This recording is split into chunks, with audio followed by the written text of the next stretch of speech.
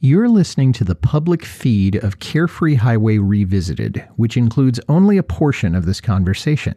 To hear the complete discussion, become an FM Plus subscriber. Sign up in Apple Podcasts or see the show notes for details.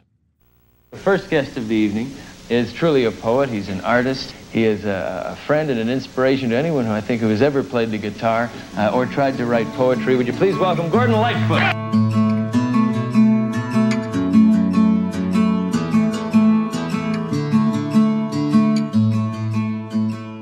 I think this time you've said enough to make me want to leave this place.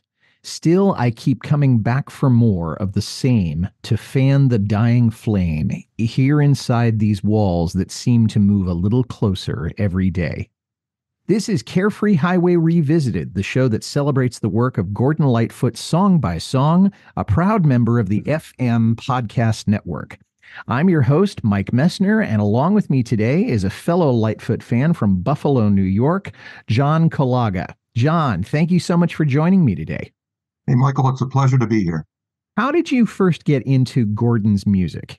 Well, I grew up in the Niagara Falls, Buffalo, New York area, which, if you know your geography, is right on the Canadian border. Yeah.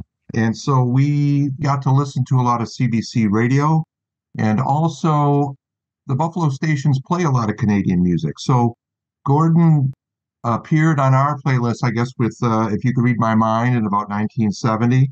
And he's been sort of a mainstay of Western New York radio since that time.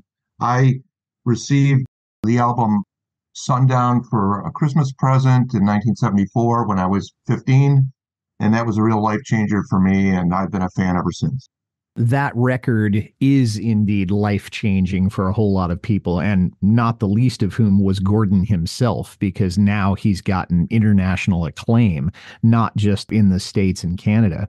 What about viewing him in concert? Did you ever get a chance to see him? Yes, I'm happy to say I did. I saw him after Sundown. I became a big fan and waited for him to come around, and he played at the Niagara Falls Convention Center in 1977, touring for Summertime Dream. I had really great seats for that. I was a senior in high school. And the following year, he played at probably the premier venue for hearing music in Western New York, which is Kleinhans Music Hall, which is where the Buffalo Philharmonic plays. And it was an astounding show. You know, the acoustics were amazing, and he was great. And then I saw him a few years later at a smaller venue called Melody Fair in about 1980. And I will say that he was not in a great physical shape at that time for that concert. I missed him a couple of times in the 80s, so I really only saw them the 3 times, but they were great shows. And it sounds like those are all reasonably small venues. I've never been to Buffalo, but the way you describe them, I mean, these are not stadiums. These are reasonably intimate settings. Am I right in thinking that? Well, the first one, the Niagara Falls Convention Center, is probably a little bigger. I would say it's about 10,000 people. And the other 2 were smaller, more in the 1,000 to 2,000 seat, but big enough, but not so big that they were stadium experiences. Right. I don't think that Gordon's music lent itself to that. 10,000, I think, is probably the extent of the venue that he would really make a connection, just because that was not his style of music. This was not big time rock and roll like the Rolling Stones. So you today wanted to talk about Now and Then from the Cold on the Shoulder record. And as we're going to find out a little bit later, that one is a very deep track, buried way down on the second side of the record. I wanted to talk a little bit about why we found this song interesting, and I'll go first on this one. It has an interesting form to it. Right when you think a stanza is about to end, he rolls into the next thought. There's a lot of fun internal rhyming in it, but it's still very eloquent, and it talks about heartbreak, and it talks about the idea of, I can't see myself leaving this relationship yet, and I'm stalling for time. I'm just trying to find some way to hang on to this a little bit longer, even if you know that it's just not going to be in the cards. So why did you want to talk about that song today? Well, there's many reasons. I believe that Gordon Lightfoot was a genius at writing songs about emotions that most people are uncomfortable spending time talking about. You have If You Could Read My Mind, which obviously is about marital failure, Sundown about jealousy and anger. And now and then, when it comes right down to it, I've been thinking about it. I think this song is really about weakness, about a person's inability to move on from a relationship and being really torn between those aspects of it that are very attractive and those that are much more difficult and harmful and hurtful. And I find it an incredibly unguarded and honest piece of music. We can talk about other aspects of it, but to me, it's really the sign of a great songwriting about a very subtle and important kind of mixture of emotions that many of us have had. You said the word weakness, and I think that is something we are going to delve into. The idea that he doesn't have the strength to face reality to some degree or another. And there's a biographical aspect to that we're going to get into in just a second.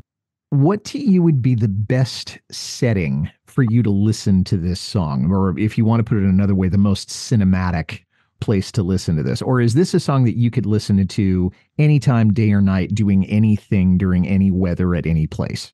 Well, this song, I think, is less about the outdoors and nature and so forth, many of the themes that are prevalent in his songs. So I think it's the kind of piece of music that you could listen anytime, although I think it's quite an introspective type song. So, I mean, I have to say that since Gordon's death last May, I've been listening to a lot of Gordon Lightfoot, more than I have in recent years. But normally I listen to his music in the fall. I really enjoy it for some reason. There's a resonance there that I subconsciously have made. But this is to me, it's a song that you could sit and have a cup of coffee or something a little stronger and just really delve into it. I think it's a song that ages very well and is very rich. It does age, and I think it is, in a lot of ways, it's universal.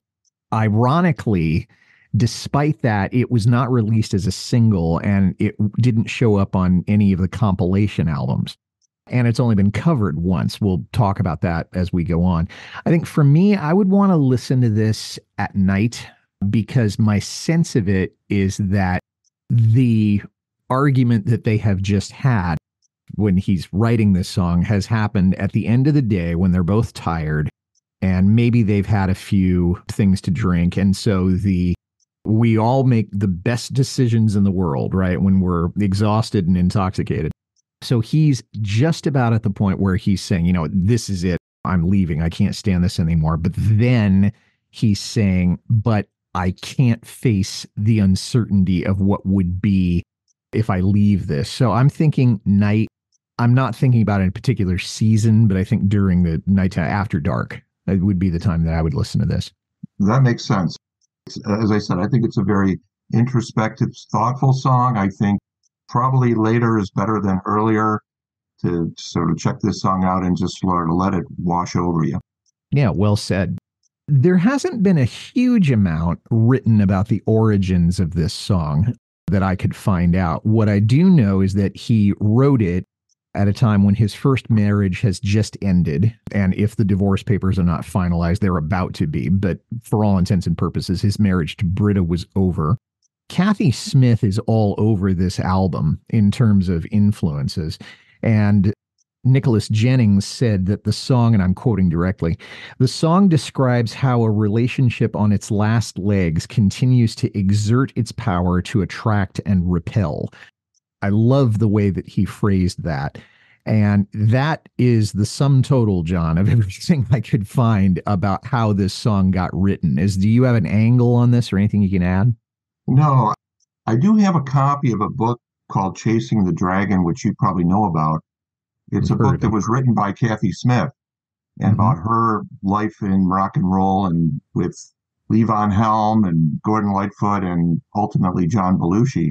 It does describe in some great detail a pretty rocky relationship that had ups and downs and a lot of hurtful behavior. So it seems to me to resonate with that. And I expect, like you, that this song originates out of his relationship with Kathy Smith. I've always felt that Gordon Lightfoot, with all due respect, is singularly unhelpful when describing what his songs are about and where they come from. In the liner notes from the songbook collection, he says it's about unrequited love. I think that's not correct. He did have a relationship, it's just fallen apart. It's not about unrequited love, it's about love that's on its last legs, as you said. So to me, Gordon is at heart a kind of a small town guy. He was raised in the church. He's very uncomfortable talking about fraught relationships. And yet in this song, it all comes through. And that's the amazing thing. He probably would never want to describe it out loud, but in the use of his language here, and this is what makes this song so great, it really captures the best parts and the worst parts of a relationship, in 4 minutes. I mean, it's really an incredible song. Yeah. He is a little bit more transparent than Dylan when he talks about where the songs came from, but this is among the most enigmatic. And wouldn't you know, when I went online to look at the songbook liner notes, that website was down. So thank you for bringing that up. Yeah, I agree with you. I don't think it's about unrequited love at all. I think it's about love lost. When I hear about unrequited, it's more like a love that never was, as opposed to a love that is dying. So Yes. let's look at the lyrics a little bit. And the lyrics are beautiful in all sorts of ways. I think this time you've said enough to make me want to leave this place. So again, he's angered by what this woman is saying. He's heard it before, but now he thinks some line has been crossed because he's saying, okay, this time you have gone too far. This time I don't want to be reminded of this anymore. I'm out of here. Still, I keep coming back for more of the same, to fan the dying flame here inside these walls that seem to move a little closer every day. And this idea that the flame is dying, the relationship isn't getting anywhere. And he knows that this isn't going to work out, but he's too attached, or as you said, John, too weak to make the break final. He can't quite turn the doorknob and walk out of the room. Yes. The idea that he's just talked about what an awful time they've just had, and here he is fanning the flame, even trying to rekindle something here, suggests to me is sort of almost like somebody in the throes of an addiction of a certain sort. He knows it's not good for him, but he keeps coming back. It's a complex and quite an admission for him to make in a song that his fans get to hear, that he is kind of caught in the throes of this dilemma, and that's where he is when the song is taking place. You mentioned the term addiction, and I think it's possible to be addicted to somebody. Lightfoot was at a certain age in his life that he certainly was an adult and had been an adult for some time, but he's just as vulnerable as anyone would be under those circumstances. And we do know that Gordon had an addictive personality. We know about the alcoholism. We know, thank God, that he got sober at some point. But I like the way that you said that, and it ties into other parts of his personality.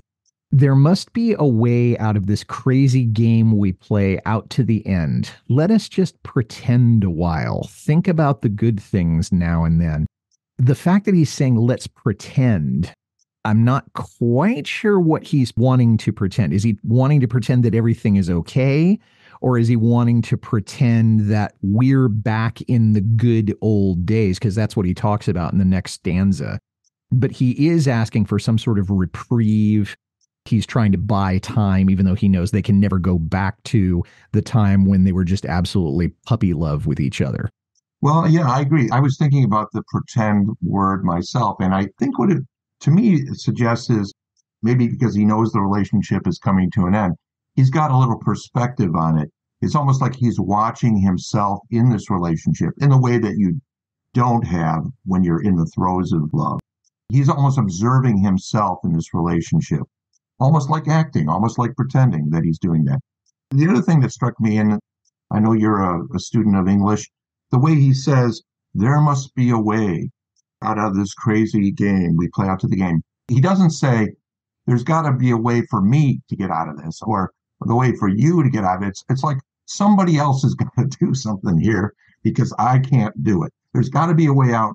It's a kind of a passive voice, which I think is interesting and appropriate for a person who just can't seem to turn the doorknob, as you say. He can't seem to get off his chair and move on. So he's hoping for something to happen that'll move him to the next step.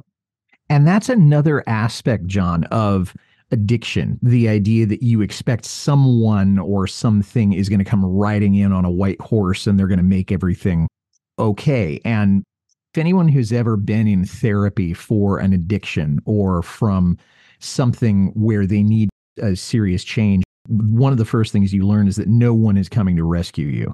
You have to do the work. You can do that in the company of a trained therapist, but it's not like somebody's going to come in, like your mommy or your daddy is going to come in and say, okay, sweetheart, no, everything's going to be all right. And they take you inside after you've stubbed your toe. That's not going to happen here. And it's something that, again, goes back to Gordon's character having addictive tendencies, I guess the best way of saying it. Well, that's all the time we have for here in the public feed. If you'd like to hear the rest of this conversation, along with all of our other extended and bonus episodes, become an FM Plus subscriber. Sign up in Apple Podcasts or at fmpods.com. You can see the show notes for details.